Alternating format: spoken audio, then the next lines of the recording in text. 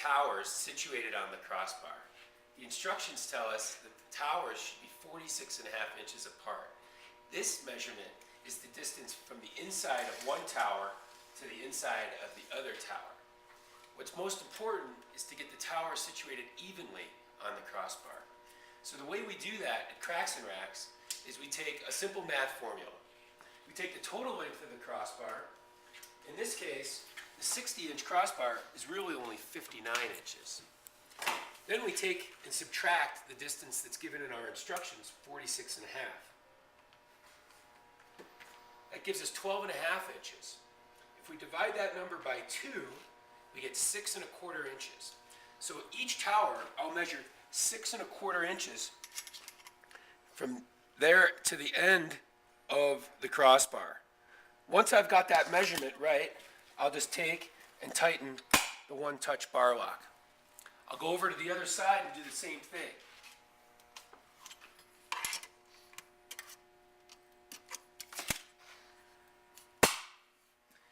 Now that I've got the tower situated on the crossbar, I'm ready to move on to the next step. Now I'm going to do the same thing for the rear crossbar. I've already got my towers on the bars, and in this case we have the same measurement, 46.5 inches. So I already know that I need to be 6.25 inches from the end of the crossbar. It's really important to know that when you're purchasing rapid arrow crossbars, that you choose the right bar length for your car. Because of this channel on the underside of the crossbar, I can't move in and bring my towers in closer, and I can't also spread them out farther. So if you need a crossbar that's longer than the recommended bar length for the rapid arrow, choose the regular Thule rectangular steel crossbars. So the next step is to add the rubber pad, which is going to rest against the top of the vehicle, and the clip, which is going to go inside the door frame to the 480R Rapid Traverse tower.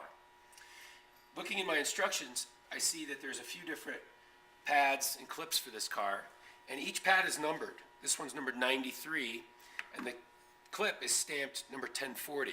These are referenced in the instructions, and they go into corresponding parts of the vehicle. In this case, we're using the front driver's side part of the car. I'll just take my rubber pad, I'll press it on to the bottom of the tower.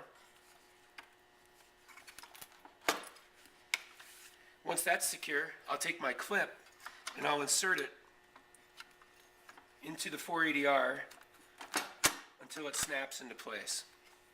Now I'll go ahead and do that same thing on the other side.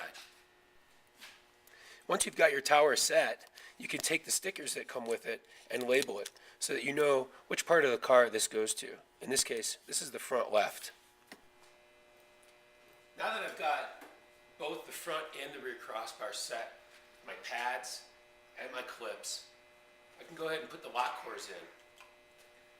Lock cylinders come in different size packs. You can get them in increments of 2, 4, 6, 8, or 10. In this case, we're just going to install 4 locks, one for each tower. This will help the security of the rack system. Installing lock cylinders is really easy. Inside the lock pack is a master key. It's got no features on it. I'm going to use it to just pry out the plug and just clean out any little plastic that's residual. I'll take one of my lock cylinders, put the master key in, and then I'll insert the lock cylinder into the rack, and then I'll use my finger to keep the lock cylinder in place while I pull the key out. It's that easy. In order to tighten and lock the rack system, I'll use the keys that come with the lock pack and just turn them 90 degrees. This will prevent me from being able to lift up this hood and accessing the internal parts of the tower. So the next step is to take my rubber strip and insert it into the top of the crossbar. Without this rubber strip, it's likely that you'll get some wind noise associated. Just line it up on the end and press it in with your thumbs. You can cut this with a razor knife or a scissors if you need to make some room for other accessories like bike racks. And just put this in until it's all the way seated. Next, I'll insert my end caps into the end of the crossbar. These give a nice finished look to the crossbars. The end caps just slide up and get snapped in. One of the nice features about the Rapid Arrow end caps is that the hood will pull back so that you could slide a T-bolt or another accessory in there. If you found that your rubber strip is too long, you can either pull it back or you can trim it so that your end cap sits cleanly. One of the nice features of these Thule 480 and the 480R Traverse towers is that each tower has its own Accutite tightening tool.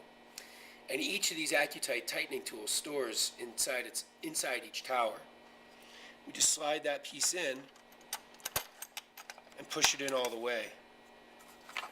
And then I can close the hood. I'll do that on the other tower as well.